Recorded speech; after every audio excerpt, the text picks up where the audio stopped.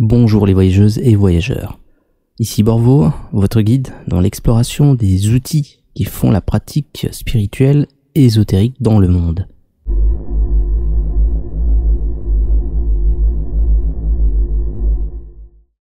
Aujourd'hui, on va se plonger dans le reflet mystique d'un outil qu'on utilise tous les jours, le miroir.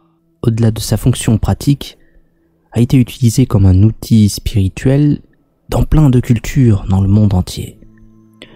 On pense au miroir d'obsidienne des chamans aztèques, le miroir de bronze des anciens chinois, des objets qui, tout au long de notre histoire, a servi à bien plus qu'à simplement vérifier notre apparence.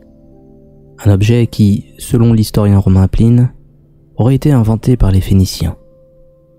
Mais de l'autre côté du monde, chez les Aztèques, le miroir en obsidienne noire était souvent utilisé lors de rituels de divination. L'obsidienne, c'est cette roche volcanique vitreuse qui reflète la lumière d'une façon différente de nos miroirs modernes. Les chamans entraient alors en transe et recevaient des visions en contemplant le miroir. Ces visions étaient interprétées comme des messages des dieux. En langue aztèque, le miroir renvoie à deux concepts distincts. Celui de sa qualité réfléchissante et celui plus mythologique de portail vers un autre monde. Par exemple, pour rejoindre Xibalpa, l'au-delà des Aztèques, il fallait passer par une grotte avec une zone d'eau calme. Et souvenez-vous, l'eau était le premier miroir utilisé par les anciens pour faire la jonction entre les mondes. Celui qui, à l'instar du miroir d'Aphrodite, renvoie à notre monde intérieur, je dirais même à un arrière-monde, une réalité déformante qui peut inspirer le bon comme le mauvais, et pour cela, on peut se souvenir du mythe de Narcisse. Mais pour comprendre Narcisse, il faut d'abord se plonger dans l'atmosphère de la Grèce antique, un monde de dieux, de déesses et de héros, où les mythes n'étaient pas seulement des histoires, mais des leçons de vie, des avertissements, des guides pour comprendre le monde et la nature humaine. Narcisse est le fils du dieu fleuve, Céphis, et de la nymphe Hyriopée. D'une beauté sans pareille, il repousse tout le monde, hommes et femmes, mais sa froideur lui vaudra la malédiction de la déesse Némésis. Elle le condamne à tomber amoureux de sa propre image. Narcisse, après une chasse, s'arrête pour boire à une source et voit son reflet pour la première fois. Et il tombe amoureux, sans comprendre que ce qu'il voit, c'est lui-même. Qu'est-ce que cela nous dit ? Au-delà de l'égocentrisme, Narcisse nous parle de la quête de soi, de la découverte de notre propre image, de notre identité.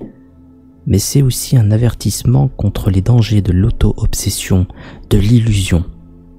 Narcisse, trompé par son reflet, est condamné à une quête sans fin, d'un amour qu'il ne peut jamais atteindre. On peut aller plus loin et analyser l'eau reflétant comme le symbole du monde des émotions et de l'inconscient que les traditions ésotériques identifient souvent comme étant le royaume astral. Un plan de réalité qui serait le reflet déformé de notre réalité à nous et dans lequel la conscience terrestre ou ego peut se perdre comme Narcisse dans l'illusion de la réalité. Les modernes que nous sommes se souviennent alors des avertissements de certaines spiritualités de l'Orient au sujet de l'illusion de la Maya et de leur quête à la recherche de la réalité derrière le miroir. Mais voilà, et si derrière le miroir de la Maya se trouvait une autre Maya, et encore une autre après, et cela à l'infini. Et si tous les mondes, tous les royaumes, n'étaient que le reflet d'une réalité, je dirais même peut-être d'une vérité ultime, qui se reflète à l'infini, dans un processus de création infinie. Il est alors tout à fait normal que la conscience terrestre ne soit pas forcément équipée des bons logiciels pour explorer sereinement les mondes d'après. Nous pourrions rester fascinés par la quête d'un amour divin que notre âme désire sans que la conscience terrestre puisse véritablement suivre derrière. Dans la Chine ancienne, De 200 avant Jésus-Christ à 200 après Jésus-Christ, le miroir de bronze est à la fois un outil rituel et un symbole de pouvoir international.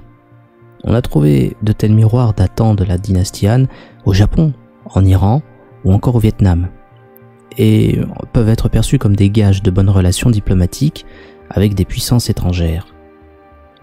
Les inscriptions sur ces miroirs révélaient souvent des invocations aux dieux et des demandes de protection. Mais parfois, ils étaient même utilisés dans des rituels funéraires pour guider les défunts vers l'autre monde. Ils avaient donc aussi, en quelque sorte, cette fonction de portail. Mais les miroirs ne sont pas seulement utilisés dans les cultures anciennes. Même aujourd'hui, ils jouent un rôle dans certaines pratiques spirituelles ésotériques. La description la plus complète que j'ai pu trouver de son utilisation occulte me vient de Franz Bardon. Dans Pratique de la magie évocatoire, celui-ci nous précise que le miroir est un objet pouvant servir à de multiples usages, et qu'il sera d'autant plus efficace s'il est associé avec un condensateur fluidique.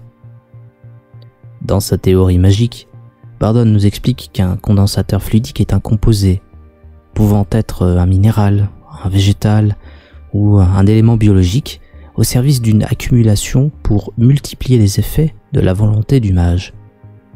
L'exemple le plus célèbre de condensateur fluidique que vous connaissez sûrement, c'est le sang. Mais en général, ils utilisent un produit formé par l'alcool et une infusion de plantes comme la camomille. Et au niveau des minéraux, de l'or, qui est le condensateur naturel le plus puissant. Un miroir correctement préparé pouvait servir à attirer les entités extraphysiques lors de rituels d'évocation, ou être chargé en vue de communiquer avec ces êtres. Le miroir pouvait remplacer ainsi le tracé rituel du triangle, où était censé apparaître l'entité évoquée et servir de support pour celui-ci. Moins extrême, mais tout aussi important, le miroir pouvait être utilisé pour des méditations visant à faire face à son ombre, des rituels d'introspection où il faut se regarder dans le miroir, droit dans les yeux et sans les cligner. On observe alors son visage se tordre pour devenir celui de quelqu'un d'autre. Il s'agit là d'une déformation qui s'explique.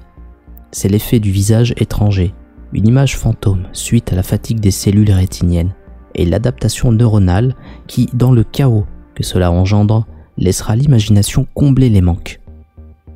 L'expérience peut être intense.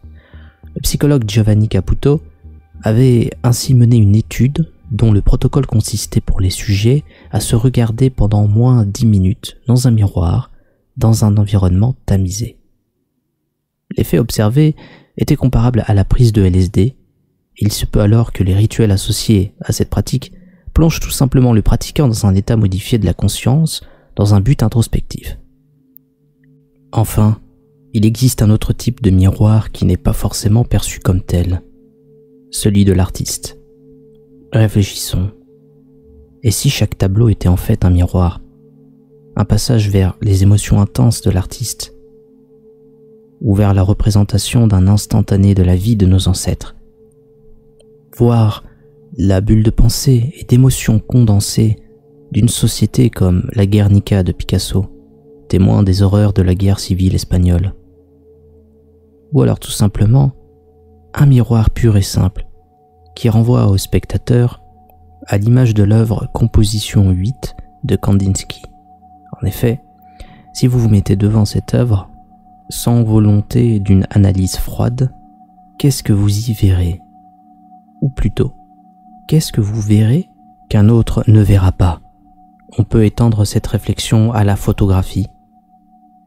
Et si l'art était un miroir avec les mêmes propriétés que l'objet que nous connaissons?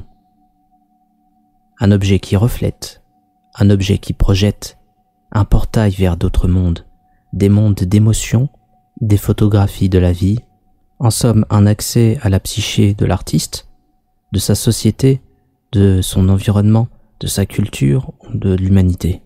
Alors la prochaine fois que vous vous regardez dans le miroir, souvenez-vous de Narcisse. Souvenez-vous du danger de tomber amoureux de sa propre image. Souvenez-vous du miroir comme portail pour l'au-delà, ou tout simplement comme étant vers une partie plus profonde de vous-même. Voilà pour aujourd'hui. Si vous avez aimé cette vidéo, n'oubliez pas de la partager et de vous abonner à la chaîne. C'était le voyageur de la conscience Borvo, et je vous dis à très vite.